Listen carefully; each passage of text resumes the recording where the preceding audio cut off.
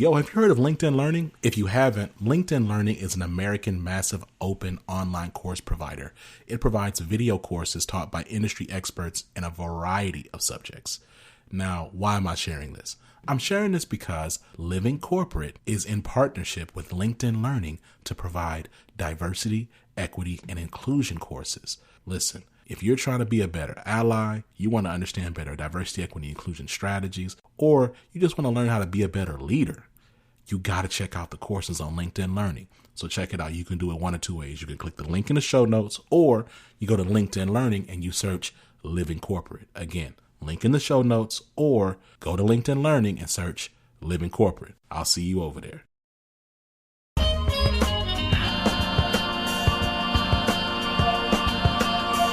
Hello, hello. Hey, hi. How are you? And welcome to the group chat Radical Power. I am your host, Vonda Page, and I am so excited, so amped, so pumped that I have Em Bowen with me today, and they are part of my Interracial Sisterhood, and I dare to say a friend with whom I share a very special bond, and we're going to get into that. But before we get into that, I want to say that we all, those of us who participated in the first Interracial Sisterhood Coalition, we decided that 2022 is the year of the Interracial Sisterhood. And so because of that, and because I started this show last year, the group chat, the Radical Power series, what I decided to do was convert that into really talking about and addressing the power of an interracial sisterhood and the power of the divine feminine. And that's something we don't talk about. And so when I think about power, and, last season, my good friend Sana A. Khan and I, we were talking about how, when you work in the tech field, right, as a woman, as a non-binary person, and especially as a person that has any melanin in their skin, right, and don't present as the corporate, white supremacist world tells us we're supposed to, we've experienced trauma in the workplace, we've experienced inequity in the workplace, and a myriad of other challenges. So we initially in Radical Power started talking about how as individual people, regardless of who we work for within these corporate structures, regardless of our role in the tech sector or in corporate America, we have our own power, right? We have power to make decisions, to make choices, right? To live out our values throughout our careers and in our personal relationships. And even when we work in a corporate setting, right, and work for other bosses, we still have a right and have power that we can execute. Well, when we started the Interracial Sisterhood Coalition last fall, I started seeing so many more connections about power and what that really looks like, on an individual basis as me, Vonda, an individual. And then meeting and getting to know people like Em, people like Alyssa, getting to know Karen Fleshman in more detail, in more, intimate ways, really helped me to be able to connect the definition of power and expand it. Because I think there is a very deep-seated, deep-rooted power in having these very close, intimate relationships across ethnic, racial, whatever lines, that capitalism and white supremacy decided to put us in. And so that's what this show is all about. So we're going to be talking about that power, what it looks like, how to live it out. And so not only am I going to have, people like Em on here today, but then we're going to have other of our, sisters and cohorts and friends and people who are part of this coalition. And we're going to be talking just about this stuff. So with that, Em, I'd love for you to introduce yourself, talk a little bit about just, a little bit about your background, how you even heard about the Interracial Sisterhood, and then we could just take it from there. Great. Thanks, Vonda. So I'm Em Bowen. I'm the peace nerd. And it's been a long journey. I think there's something about knowing that something is compelling, that you want to study it, that you see things coming together, but maybe it's not the right time. So I come from a background of this year, 2022, I will have been a massage therapist for 25 years. And congratulations. Let's pause on that. Thank you. I mean, I like to celebrate stuff. You know that about me. So I think that's an amazing accomplishment. I mean, a massage therapist for 25 years. So first, what are you doing to celebrate that? Is it 2022? Is your 25th year? Yes, in May. Okay. And I'm turning 50 in May. So it comes to this like, half of my life I've been doing this work and I'm hitting this age, which feels pretty profound in my own journey. So with massage, I spend a lot of time with people in tender vulnerability, having an hour at a time to talk to people about what's true, what's real, what's causing them stress, inviting them to be in sync and connected to their bodies, and seeing how much processing and healing people could do in the physical space. And so that kind of sparked interest I went and studied psychotherapy, and I realized I like that, but it's still kind of one at a time. And there's also places where psychotherapy maybe help people talk different and think different, which I think is very important, but it didn't offer the same embodied healing that people got from having a physical treatment, having hands-on, having another human there witnessing and holding. There's something magic about that. And all these years of talking to people, I felt like I was also researching, if I had another job, what would it be? What do you do? What is it like? And I kept hearing and feeling in people's bodies that the experiences they were having in their workplaces were very disconfirming, were ridiculous, were expectations that could never be met, were getting poor evaluations, even though they worked really hard just because there wasn't a budget to give them a raise, this kind of garbage, micromanagement, racism, sexism, all of these things were showing up in people's work environments. So when I thought about what I really wanted to do as far as meaningful leverage to make changes, I went back and got a graduate degree in leadership and organizational change. And I come at health in an organization with kind of the same mindset as health in the body. Sometimes you have numbness in your hand, and it could be impingement in your wrist, but it's often impingement in your neck and shoulder, right? It often is closer to the top or the head where the problem is starting, and we see the symptoms at the extremities. This is very similar in workplaces.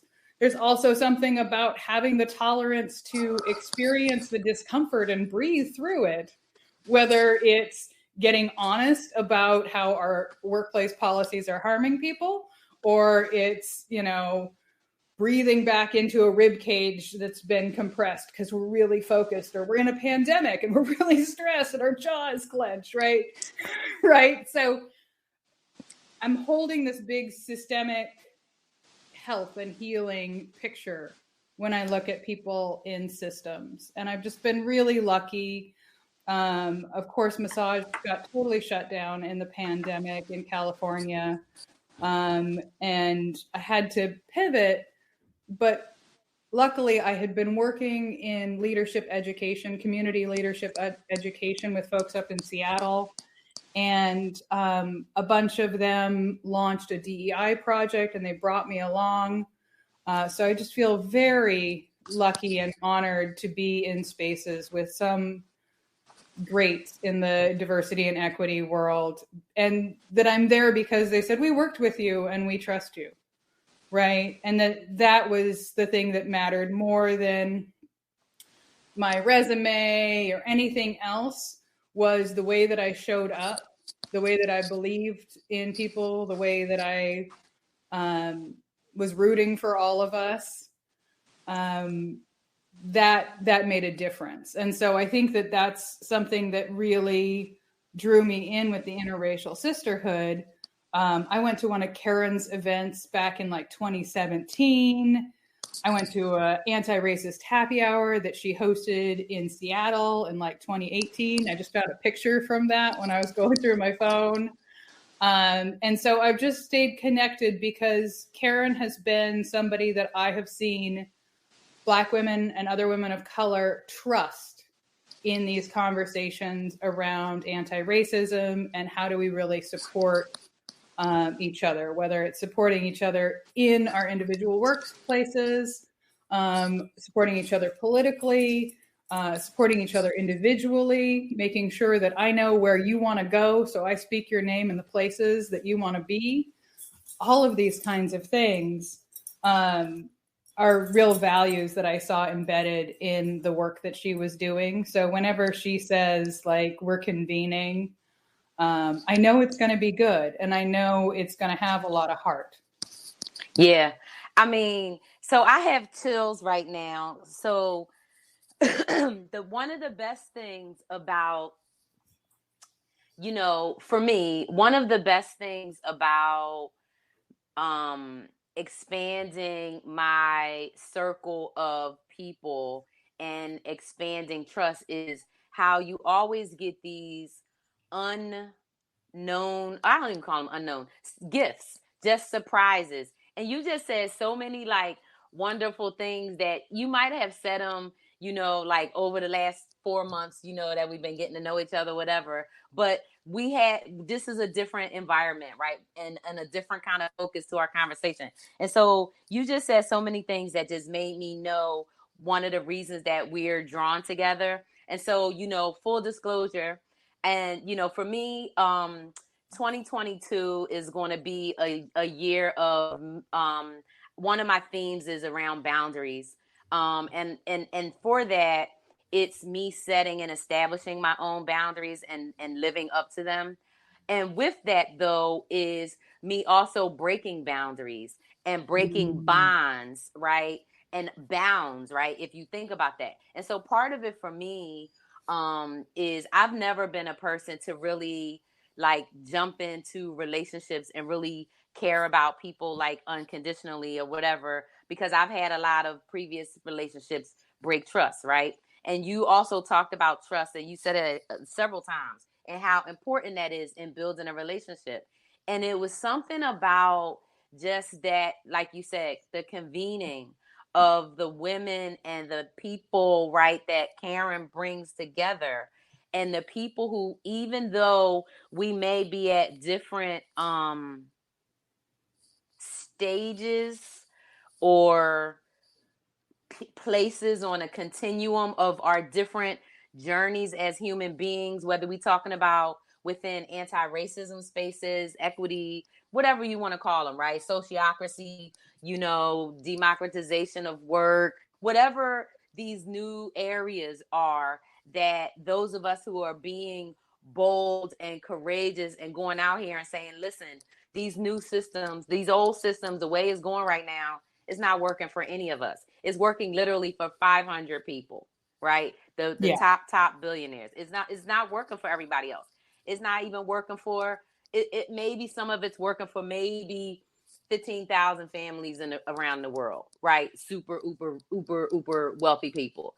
The rest of the people that go to work every day, whether they're making 100,000, 50,000, or 200,000 as a family or whatever, we still have to go to work. And the way the world is showing up, right, and all the harm and all the things that are happening as a result of white supremacy, which that whole is based in capitalism for a few people, we knew that something different has to happen. And we know that we have to be with like-minded people and people who are willing to like do something courageous and do something different, right? So like I want to stop saying the space for these conversations is safe, because this conversation needs to be courageous. This conversation needs to be fearless. This conversation needs to be authentic, right? What needs to be safe is Black people coming out their houses and not getting killed. Black people living in their Absolutely. houses and not getting killed. Black people going to work and getting paid the exact same amount of money that white people and brown people and everybody else is getting paid. Black people being able to vote and, you know, not get locked up for, you know, smoking a joint and all kind of stupid nonsense. So that's the safety that needs to happen, right? Because I want to have that conversation, right? The safety that needs to be happening is for the people who are in danger being targeted. It's Black people, Black trans women. Lord Jesus, I Yeah. cannot read. I don't read the news because I cannot stand to hear about a Black trans person or somebody's Asian grandma getting beat up for no reason. I can't handle it. And so building these trusting relationships across that, when as a Black woman I know it's only 6% of me in the country and the population is not growing, right? Because Black families are not having 2 and 3 kids, they having less than 2 kids, right? And so that means that I'm more of a target, more Yeah. risk, more in jeopardy, more of everything. And so having a friend like you, being in a relationship with a person like you that I know you're not promising me that you're going to be perfect and you never going to say anything racist, No. right? Because that way, like literally that's impossible because we I grew just up want in to be America. teachable. I want you to view Right. me as teachable enough that you can tell me. And Right. for me to be doing my own work, that even if you don't have the bandwidth to tell me, that I'm still working on it. Right.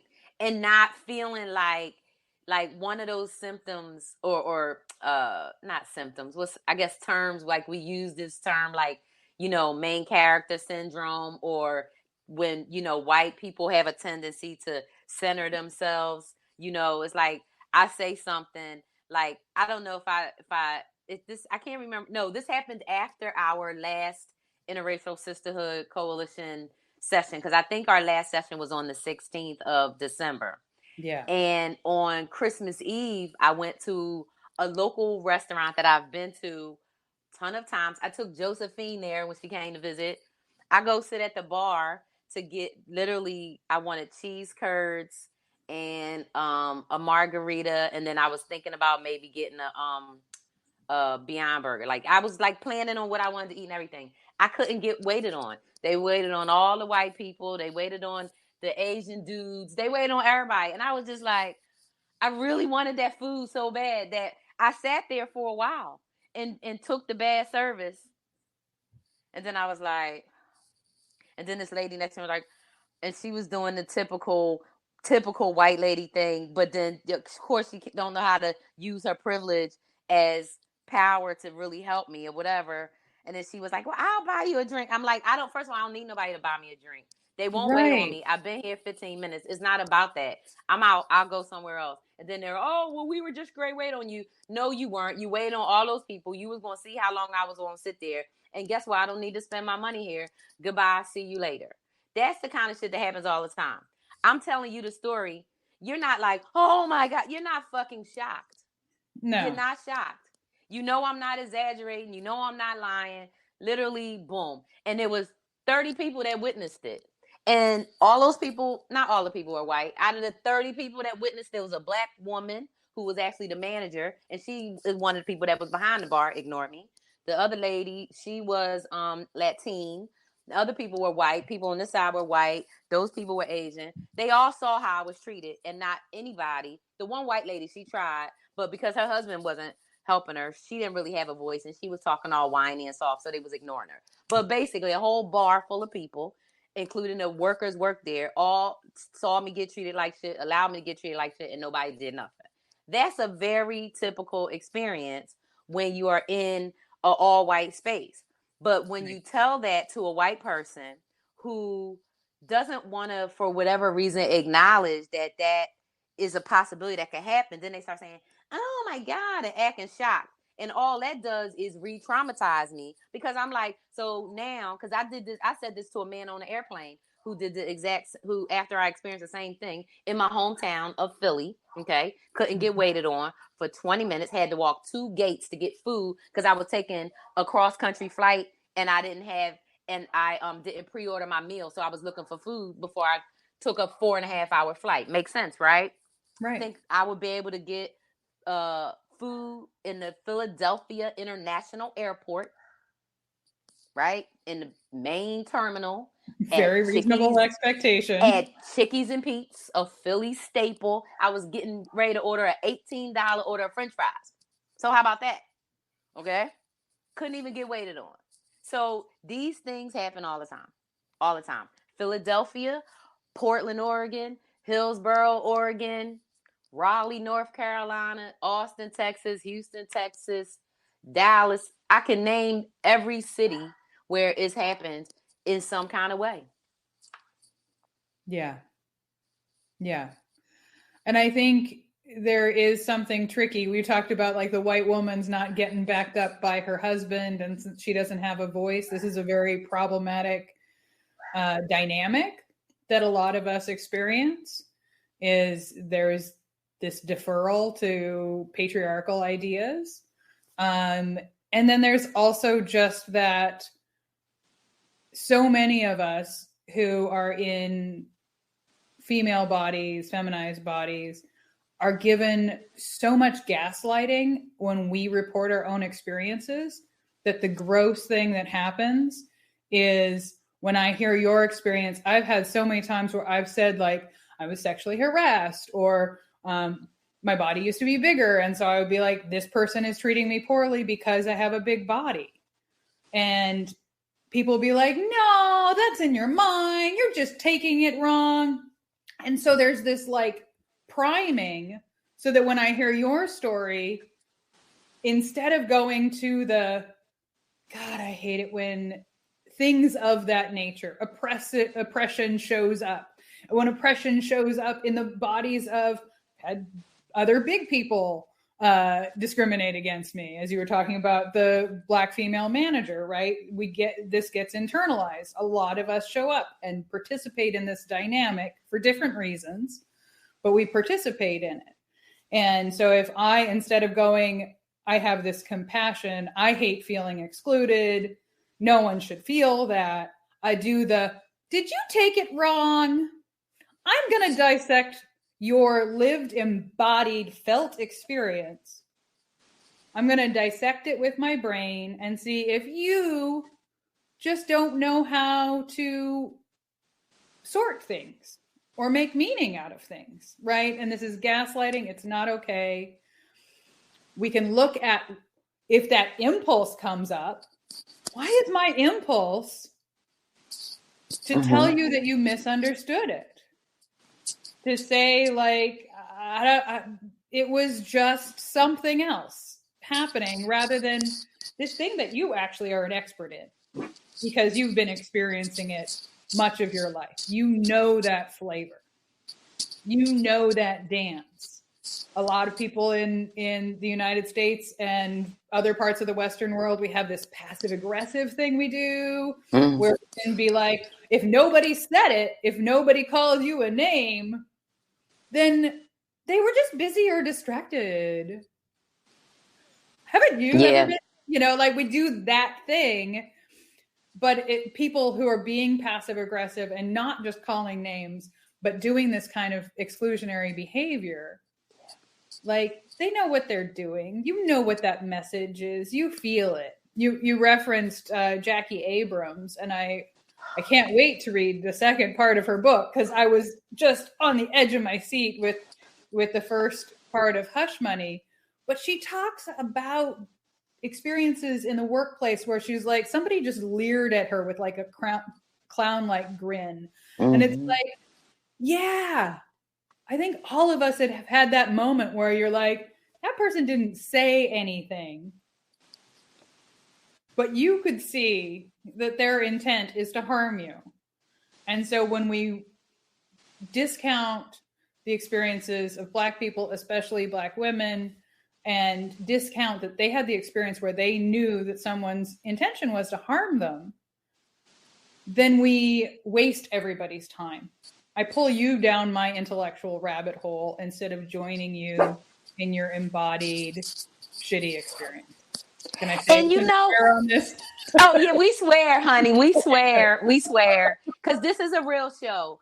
And you know, we are talking about and living corporate. For those of you who may not be familiar, I think I did my very first living corporate show on April 14th of 2021. So it's going on like 4.5 months. It feels like longer because I've been doing a lot of them.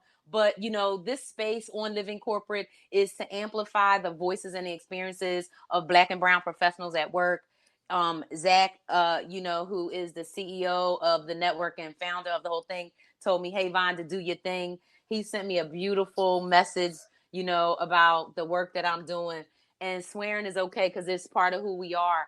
And so you said just so much. And I think one thing that you said, that's really, it just warms my heart to hear, is that there are people, not just you, but like you, who really do get it, that there's no way that somebody can hear an experience of another person with and hear that experience genuinely, right? And be like, no, because when I think about, you know, intersectionality, and that's something that we talk about, right? And I think about compassion, there's not, and maybe it's because I was abused as a kid in my background, but there is not one thing that any human being could tell me that it happened to them or a close person that they know that was a harm or wrong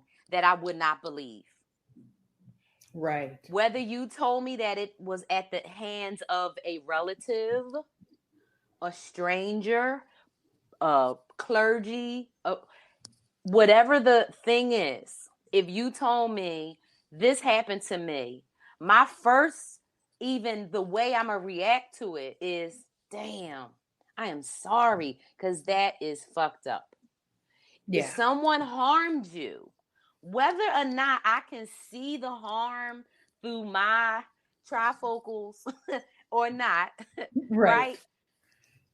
It doesn't matter whether I can imagine it happening, whether I've heard 50,000 other stories of it. If you said, hey, you know, somebody body shamed me, I'm going to be mad. But first, I'm hurt for you because I know that all harm is harmful. And it doesn't matter whether a person meant to do it, whether they didn't mean to do it. It's about the impact. So when I think about that experience at the Philadelphia airport, and everybody who knows me knows I'm a Philly girl straight up. So at that airport, PHL, where I've been flying out that airport since I was 10 years old, okay, I couldn't wait it on. And it was 15 minutes and it was a line of people. And after I got out the line, it was like, okay, well, fuck it. They ain't gonna wait on me. It was several people behind me that was yelling at the people like, why y'all didn't wait on that lady? What the hell? Boom, boom, boom. And the guy said, do you want to be waited on? And then the other person said next. And the next person was like, and they ordered their food. A lady ran because I started walking to another gate because I'm like, I'm running out of time and I have to get food, right? So lady chases me. Miss, you take my turn in line. I said, that's okay because I don't want that food because that's the kind of people they got working for them. That's okay. I can go get my food somewhere else. And I did. Of course, it wasn't what I wanted, you know, or I walked to the other Chicky and Pete's and got it. But whatever. The bottom line is these are the things that happen. And so when people experience harm, not only is the in the moment is it traumatic and terrible, and you know, and for me, like I used to get embarrassed by being treated racist. I don't get embarrassed now. I like this. You know what? It is what it is. Y'all racist, whatever, and I walk away, and I don't give a shit because I'm not the person that did anything wrong, right? And so I'm not the one that should feel bad. But what I do hate is when if somebody asks me a question, and it's always a white person, it's usually a white man. Women don't do it as much. Non-binary people don't do it because we have, I think, a different connection that is once again that power, that's related to how we are as human beings. And Yes. I believe, and Alyssa and I talk about this, I believe personally that that gender is a spectrum, and that we're on it. And maybe because of the way our families, our church, people condition us, we have just been like, we have to fit this little robotic model. But I don't believe that. Me personally, I think we all on a spectrum somewhere, because I can definitely tell that there's more traditionally masculine parts of who I am, and then there's what I call my super girly parts, because I'm like very girly in a whole lot of ways, right? And I like that about me. But I like being a strong person that's like, calling it what it is. And I grew up with a lot of male friends. I never had a whole lot of, female friends and girlfriends, but the ones I had, we ride or die. We ride hard for each other, right? And that's a connection. I feel that with you. I feel that with Karen. I feel that with Alyssa. And even though we haven't known each other that long, because trust is there. And the trust is there, for example, in how we're able to have these kind of conversations, right? So like, we can use the word, like, have you, and I'm sure you did, especially when you probably started doing your work, be around white people who you can't say the word white to them. Like, something about saying the word white gets certain white people upset. What is that about? Do you know? It's a really good question. I think that there is, I think Robin DiAngelo actually in White Fragility encapsulated something that I was like wrestling with for a long time. And that was that white people don't think of themselves as a collection of people. We think of ourselves as individuals. And so, like, growing up, I was a swimmer, so I was an athlete, but I wore all black and listened to, music from the UK. So I was kind of a Batcaver, proto-goth, right? And so, like, there was a lot of emphasis on what you wore, what genre of music you listened to, what politics you're affiliated with.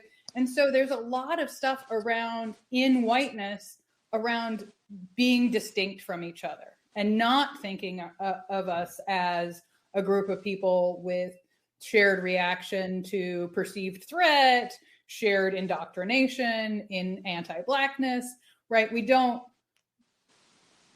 And I think it's baked into the system. The more that I don't think that I'm like my white neighbor, my, white teacher, my white whatever, the more I think of them as different from me and set myself apart as a different kind of human, the less I see how this conflict avoidance, this, worship of the written word, this either or, this, all of these things that are baked into not just how humans effectively interact, but how the dominant white supremacist culture operates and rewards us in our schools, in our workplaces, right? And if you're a fish, you don't see the water you're swimming in. And so a lot of us, like, it took me a long time to recognize, like, oh, when I was a teenager, I had this kind of Batcaver identity, this jock identity, but I could move around into lots of different groups. I think that's part of me being non-binary, but in retrospect, it's also part of me being white. And I didn't even know that was a ticket that was being punched that made it so I could go hang out with the stoners and the rockers. I could go hang out with the cheerleaders. I could be in all of these spaces. I was like, oh, I don't have a place I totally fit, but I can get along with everyone. And it was like, yeah, that might have been those doors might not have opened had I not had so very little melanin. Right. And so, yeah. Oh my God. This is so good. We go in so many directions. We're going to be talking about this for hours. So I'm going to already say right now, unless you have a super hard stop, we probably going to go a few minutes over, because we got to dig into a couple of things. And, it is what it is. People can always listen to it half and go back and listen to the rest later. But you just have said so many things. The first thing is, I have had a couple of conversations, one with Cindy Bright, I think one with Angel Henry and others, right, around. And we've had the conversation, I think, within Interracial Sisterhood Coalition in some of our talks around. Basically, last year I found out that I was light skinned, which I think is still fucking hilarious, because a dark skinned person that's black, or within the diaspora period, no matter whether they consider themselves black, American, whatever, might see me as light skinned. But because of the way I grew up with light skinned people that were as light as you, right? Okay, as black people in my family that look white, like literally, and used to get mad when you call them white, but everybody when I was young, they loved calling me Blackie because I was one of the darkest people in my generation of the kids, right? So I'm a few years older than you. I'm going to be 53. So I was born in 69, right? So in my generation of cousins, because my mother has 4 siblings, my grandmother and grandfather, they have small families, so we have a lot of cousins. And on my grandmother's side, on my mom's side, I'm probably in the middle between lightest and darkest, because but in the 70s, this was dark. If all my other relatives look like you. So imagine, right, if you had some relatives from, I don't know, Sardonia or Middle East in your family that look my color, right? Right. So having that thing of growing up feeling dark and thinking I'm dark, but like you, I moved in all spaces. So I didn't have, I was everywhere and nowhere. So for example, Josephine, my best friend, who everybody knows, I would talk about time, she was a cheerleader. So not only was she a cheerleader, she was also a dancer. Not only was she a dancer, she was also a theater nerd. Okay. And she used to coach the pep squad and all that stuff because she's good at all movement. Like that's her thing, all movement. So just think. So being a movement person, right, a physical artist, a dancer, she was on all these different groups. So if she was at cheerleading practice and I was done basketball practice, I was hanging out with the cheerleaders. If it was time to go home and maybe I was finished playing tennis, right, and she was at theater play, I would go wait for her and I would hang around with her theater people. If we were on campus at school walking from section to section or walking from place to place, I had all friends. I had jock friends. I had pothead friends. I had, super smart friends. I had friends that people would consider. Back in the day, we used to say nerdy like it was bad. Now I think nerdy is I call myself a nerd. You call yourself a nerd. Nerd is good. But I'm back in the proud, day, yeah. were like nerdy kind of people. And I would be walking. They'd be like, "How do you know this person?" "Oh, they're in my such and such a class." And I would talk to everybody. I tell all of that to say, I think a lot of it was the function of me being light skinned and being able to go into different spaces of black people, white people, and other immigrant people in the 70s, right? So we talking Vietnamese people. Wasn't a lot of Mexican people on the East Coast in the 70s, not in our neighborhood. We didn't have any. We had some Vietnamese people, some Korean families, right? Because of military and, coming here like that, right? On the East Coast. But on the East Coast, we didn't have a lot of immigrants in Philly that were of Pacific descent, right? So we didn't have a lot of Asian people if they weren't Vietnamese or Korean. Few Chinese people, no Japanese. I don't think I met a Japanese person until I went to college. Like a person that was really Japanese, no. You know what I mean? And then yeah, just Vietnamese, Korean, Chinese. And then I don't think I ever met a person from India until graduate school. So till the 90s. Yeah, till the 90s, right? So when I think about all of those interactions and think about me being able to operate in those spaces, I always assumed, because white people seem to have camaraderie with each other, right? That that identity of knowing like, okay, you're a white person. So how come Black people can be put into a group? Latin people can be put into a group. Native American people can be put in a group. Indian people, Southeast Asian, but white people aren't put into a group. And you say the word white, and it's like, so then how do you? So white people and the structure has determined all the categories that we get assigned, right?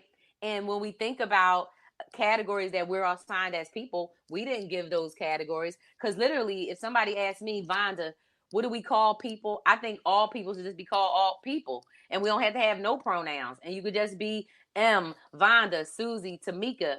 Where's Em at? They over there. Where's Vonda? They over there. Where's this person? Because I don't understand what difference it makes.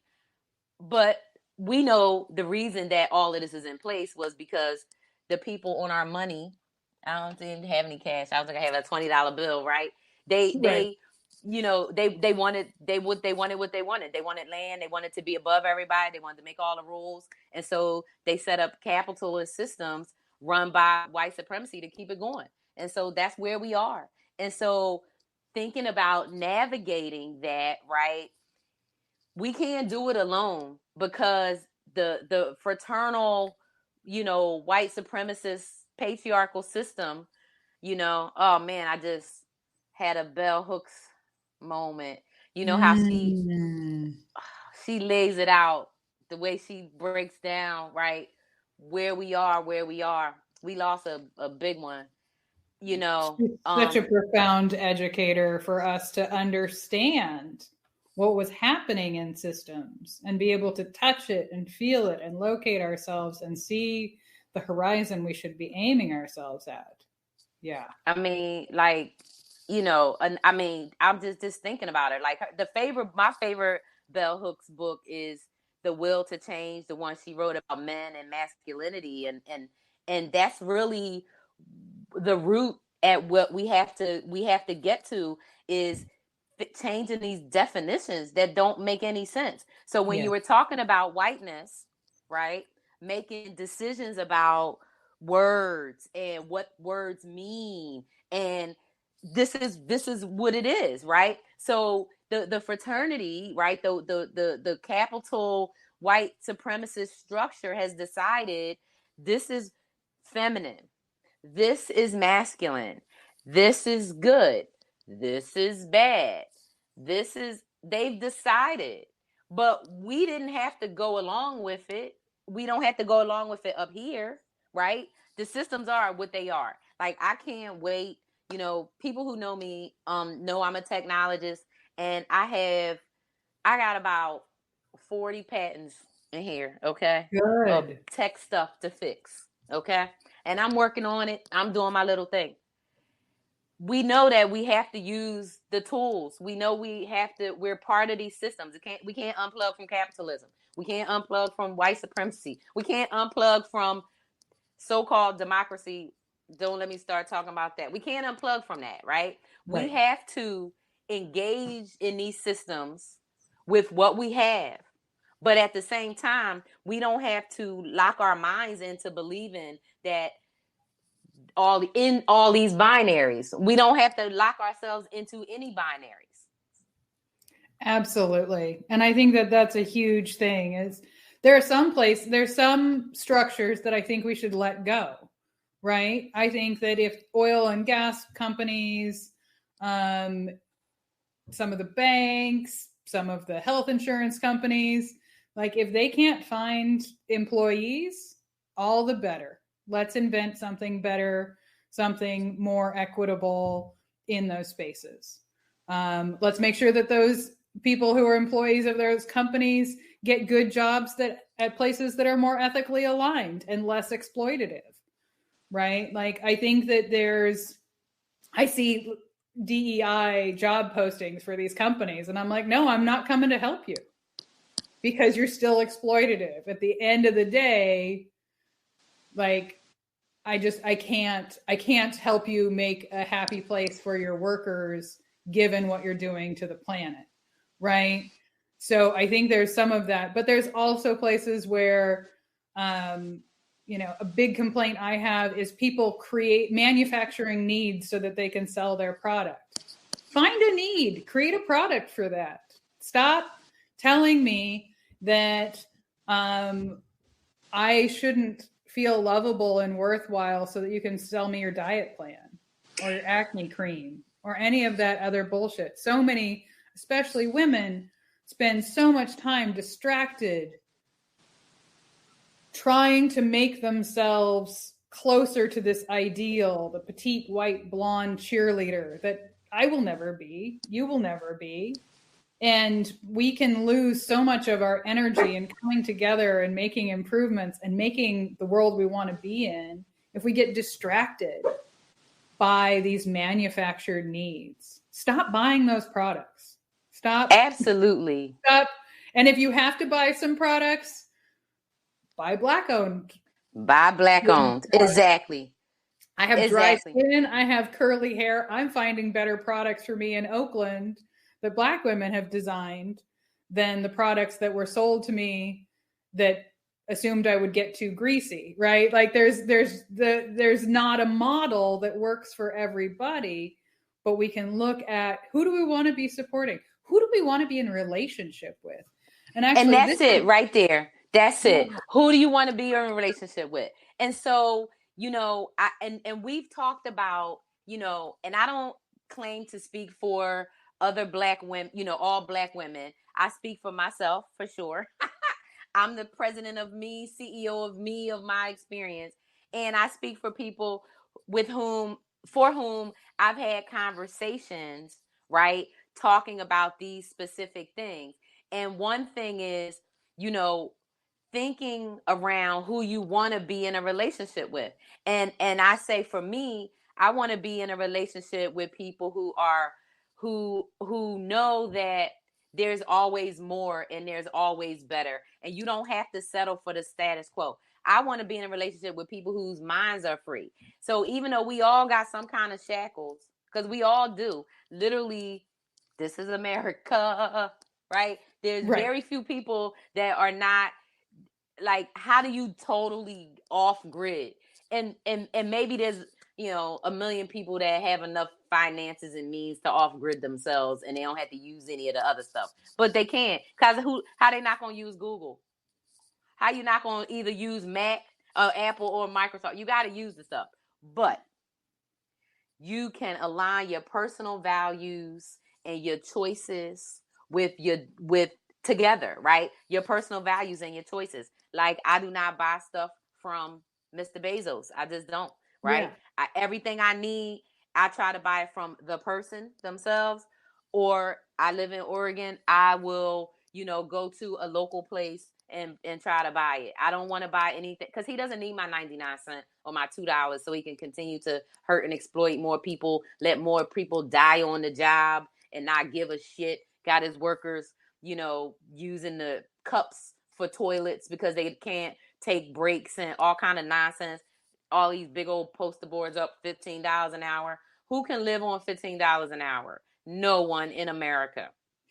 No, and it's disturbing because I think we keep seeing these models. It's like, okay, we don't have them in a coal mine, but we have them in a warehouse during a pandemic, right? And we still aren't making sure that it's safe and humane. The bottom line expectation that I have for a company is that it's humane. Now, and how tragic is that? Beyond humane, I'd love to create a place where people thrive, people move up, they grow, they get challenged, they move on, they start new good things in the world, they train others to replace them that don't look like them so that it's a better place with more voices, more creativity. Yep. That's the ideal. And a lot of it is about, we have the Great Resignation. Tons of people are leaving these spaces. I was really excited watching your crowdcast yesterday where one of your guests was talking about access to monies to start your own business. Right? And we're going to dig into that and give people the information, because why should you have to continue to work in inhumane, harmful environments? Think about that. That's the basic. We're talking about treating people humanely. Yeah. Everybody is out here buying shit they don't need from all kind of places for what? When those same companies that you buying stuff from are the reason the economy is messed up. They're the reason people can't get jobs. They're the reason that everything costs that much. They're the reason that the rich people are saying nobody wants to work nowadays. It's not that. Nobody wants to work for $6, $7, $8, $9, $10, $11, $12, $15 because you can't live on that. If you're making less than $20, $30 an hour, you working more than 40 hours a week. And what about your transportation? And forget if you living in California, Washington, New York, New Jersey, Pennsylvania. Right. Maryland. I mean, I could just name. Cost of living is so high that then we have to make more or have more jobs. And the harm is most done to people who are living in poverty to start out with. And, you know, Martin Luther King Jr. pointed out, like, 2/3 of the people in poverty are white. And so people are making choices that harm the people that look like them just in order to comfortably make choices that harm people who don't look like them. And that's incredibly problematic. And that's a place too, when we're looking at, you know, this year coming up and in business. So manufacturing a need makes me angry. And making bad products because, or like your story, you went to 2 different businesses that refused to take your money. That is a terrible business model. And you know what I think? Business model. And can I tell you the things I do to try to shield myself from racism? Okay? Because, and I'm going to be real, and I don't know if I ever said this to anybody before. Maybe I said it to Alyssa. But the things I do that I think if I just do this, maybe I'll get treated less black, right? So for example, right, when I travel, I have expensive items, okay? Like I like to buy one thing and use it until it literally falls apart. So I have a Michael Kors, it's called a weekender bag, that now I use it for a gym bag. I've had it about 15 years. It's leather, it's white. I took care of it.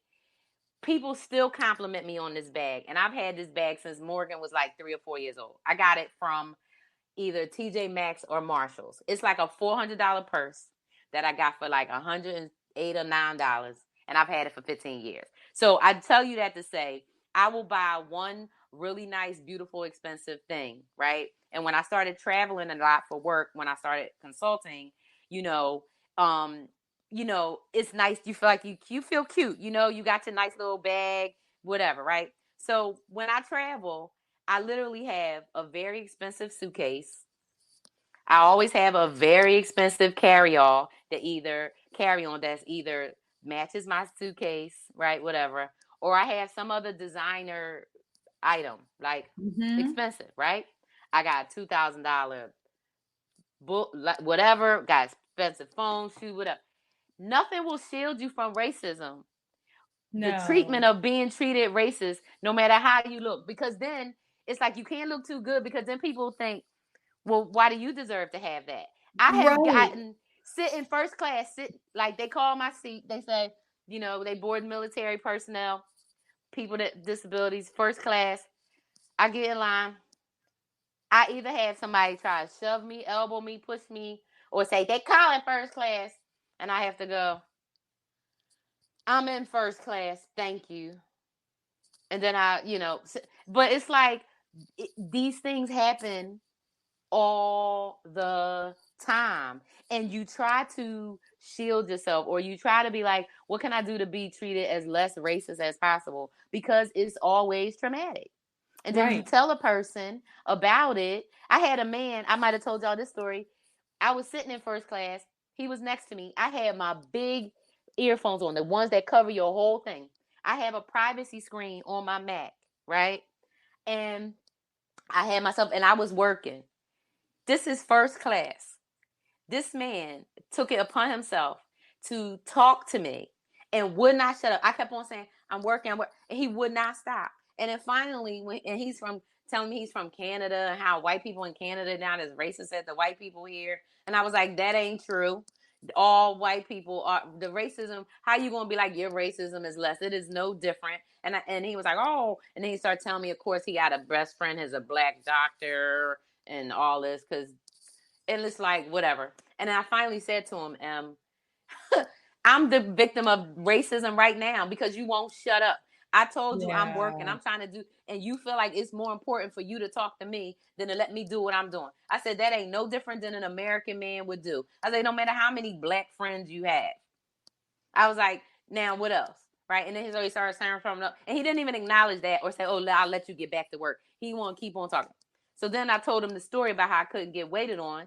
And he was like, oh, I can't believe that happened. I said, so either I'm a liar or you're invalidating my experience. What is it? So you calling me a liar, or you just telling me, well, I don't believe, like what? Either way, it's always harmful, right? Yeah. It's like more energy, right? That I have to take on, and thinking about how we trap all that in our bodies, right? And you being a body worker and a body healer, you know what that does to people. Absolutely. It's long-term cortisol. It's disrupting your sleep. It's disrupting your ability to feel joy. Either you get numb, or you get bitter, or you get sick, or you use other things for escapism to not feel your body and feel the pain that's held in it. There's so many things that happen on that embodied level. And yeah, it's, when you were talking about the guy, I was just thinking about, there's a book called Burnout by a couple of white twin sisters. And they talk about how, unfortunately, white people, and often white women, but even kind of in this, instead of leaning in, we lean on Black women and women of color. And so there's this thing of like, he wanted your time. He expected your time and interaction for the interaction that he wanted to have, that clearly had something more to do with his ego than any like curiosity as my fellow seatmate, right? He could have been like, I want us to be new best friends. And you could have said, I'm busy right now. I can talk to you in an hour. And we can see if we have anything in common or whatever. But there wasn't a recognition of your boundaries. That's leaning on. When you don't get to have boundaries, you don't get to say stop. You don't get to say not right now. That's leaning on. And that's a place where a lot of people who want something for their ego want to be reassured. No matter what your skin tone is, if you have that hunger and you're looking for other people to feed you for it, you gotta do some work around that. And that's another place that I'm actually kind of excited is a lot of people are doing work. A lot of people are doing this kind of work, but a lot of people are like, even some really conservative people I know, they're going to couples therapy and they're starting to get some feedback on different perspectives, other people experiencing things different ways, other people making meaning different ways. And I do think that that's one of our inroads to be able to change corporate cultures and societal culture, is the more of us who are less entrenched in only one way of experiencing the world, we have some space to build the capacity to truly have some empathy and be moved by what you share and say, how can I make it different for people in my community? How can I make it different for Vonda? Know that I'm not going to like white savior and save you, but that I, in acts of solidarity, can show up, speak up, and make things better. And that's what it's about. And I think, that's a good, segue to close the conversation about, because that is what it is, right? And there's no, like, I want people to think about, relationships in the context, the way you said it. First is, what is that relationship that you have with yourself? You know, do you like yourself? Do you love yourself? You know, before we got on camera, you know, we were talking about menopause and, you know, hot flashes and, you know, I don't even know, like when your period comes on in menopause, is it really considered a period? Or I don't even know what, right? So we talking about all this because this is part of life. And I think often about India Irie, who's one of my favorite artists, and she has a song called Private Party. And she says, you know, I'm going to take off all my clothes and I'm going to get in front of the mirror and we going to heal the disconnection, right? My body is beautiful and it's sacred.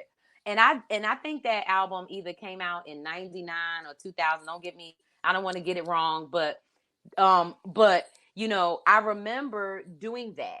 And she says, we're going to heal this disconnection. And so I think you have to know who you are. And you could start that by looking at yourself. And you could be like, okay, yeah, I got jiggly arms and saggy boobs and a double chin or whatever. Who gives a crap? It's a body and we all have one. Nobody is perfect. And there's no definition of whatever that we have to fit into. The definition we should be working to fit into is humane, is loving, is kind, is peaceful, is generous, is connected, right, to something. And I think we could start that connection by being connected to yourself. And so I think one of the things that is part of the catalyst to building a relationship across a difference of what we've been prescribed as difference, because if we would have never had, you know, the Atlantic slave trade, transatlantic slave trade, you and I, we wouldn't be different. We just would be people. Right. You would just be Em. I just would be Vonda. Wouldn't be no she, them. You're white. I'm black. I'm light skinned. You're pale. We wouldn't have none of that. You would just be a person, and I would just be a person. And we're conditioned, right, to feel like it's super important to fit into these labels or whatever because we haven't loved ourselves in a way that we're like, I don't care about a label. You can call me whatever makes you feel comfortable in the confines of, you know, how our society, you know, operates. But, you know, it's all because of somebody else's rules. And so by me caring about myself and acknowledging and being who I am, by you loving and caring about yourself, and yours is demonstrated out because you've been able to have a career as a healer. You wouldn't be able to do that if you didn't have connections and concern for yourself. Because I don't think healers, and this is my experience, I've been going to massage therapists, acupuncturists for years, all people. I don't believe that a true healer, like a massage therapist, can really be good at that if you got a whole bunch of horrible whatever and you don't know who you are. It definitely can get in the way. And there's something about, you know, the judgment that we put on other people's bodies. And I don't know who it was that taught me, but somebody taught me early on that each body that I touched was a divine child of God. Now, I'm not a religious person, but that's who you are on my table. And that started to translate, and it translated into how I started seeing myself and the stranger walking down the street and the person in the car next to me in traffic. And I forget, because when I'm activated, I don't have access to the parts of my brain. When I'm in fear, I'm exclusive, right? When we're activated, we start going, there's not enough resources, it's scarcity. So who are we not sharing with? Who is kept out? When we're not in that space, when we're calm and centered in ourselves, when we're the kind of person who can look in our eyes while we're brushing our teeth and respect that person, then we have a calmness, we have self-regulation, and then we can be in that place of abundance where we say, who is being excluded? And let's stop that shit. Let's stop Exactly. Because we're missing out on the gifts that they bring. We're missing out on the creativity of more perspectives. We're missing out on them being whole and thriving and vital next to us, co-regulating and celebrating, right? I think there's a place where there can be a lot of thriving and joy as we step away from these exclusionary, high fear kind of mindsets And it's challenging because, as we can see, most of the world operates in that way. But that's where it's great that we're learning that trauma isn't a life sentence. Trauma is, even the trauma I inherited from my highly traumatized parents, I can work through, I can get it to leave my body. I don't have to pass it along to anyone else. And I think that's another thing in 2022. I think there's going to be the opportunity to free ourselves of some of that residual trauma that makes us more afraid.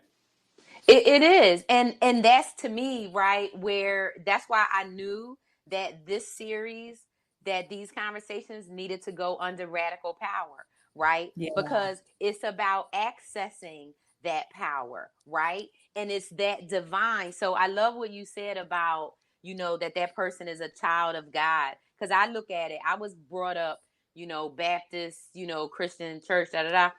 And my way I look at God now is in the sense of an overall creator, not individual stories in the Bible. Kind of like how I've asked you earlier if you was a Patton Oswalt fan. When I was watching his special yesterday, he gave this little analogy in his little story about how he thinks of Jesus, right? He said he thinks it was several people that did different things, and it was a collection of stories. He's like, just like if you tell somebody a story about something that happened in high school, it's not about the person, it's about the story, and the story bringing about the lesson or the example, right? Or whatever. So he's using all these examples about things that are reported that happened, along Jesus's lifetime in the Bible, blah, blah, blah. And he's talking about it, from the sense of how we as human beings, take information and take stuff and synthesize it and put it together.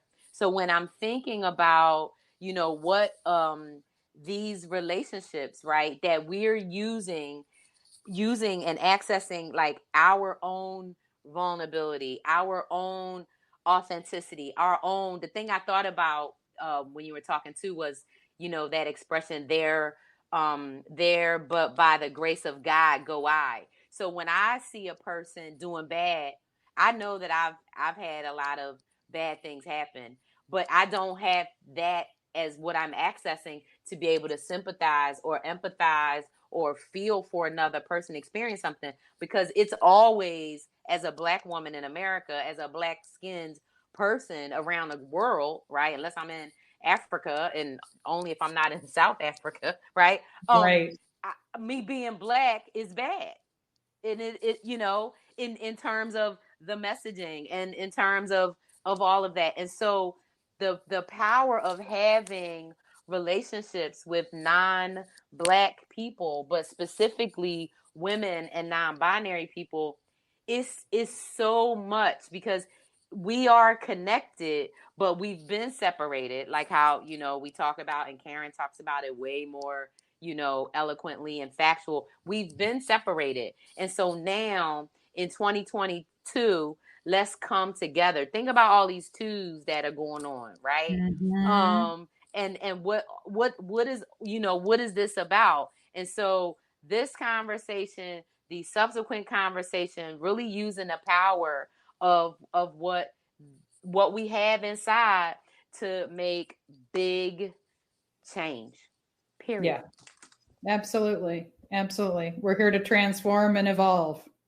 And that's what we're going to do. So, Em, thank you so much. This was Thank you a so great much, conversation. Vonda. We could I do love this talking all to day. you. Clearly, We could do this all day. We'll just have to make it a series of conversations. We will. So, hey, that's what it is. Thank you everyone so much for watching the group chat, Radical Power on Living Corporate, and we will see you next time. Bye. Bye-bye.